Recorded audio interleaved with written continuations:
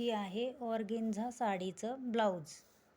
मी हे आज बनवलेलं आहे. अशी आंब्रेला कट करून बाजू बनवली याची आणि आतमध्ये पण डबल बाही लावली. हे देखो, आतमध्ये पण डबल बाही लावली आणि हे असा मटका गळ्याचं ब्लाऊज बनवलेला आहे आणि लेस पण हे अशी बनवली आहे. बघा, घातल्यावर खूप छान दिसतंय. खूप मस्त ब्लाऊज बनवला आहे. इथे थोडी डिझाईन टाकली, लेस लावली आणि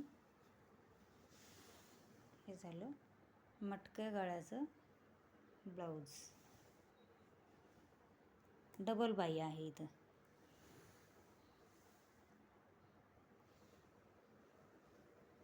इथं हाताने शिवावं लागलं, मशीन चालत नाही आहे डायमंडवरती. हाताने बनवलं आहे.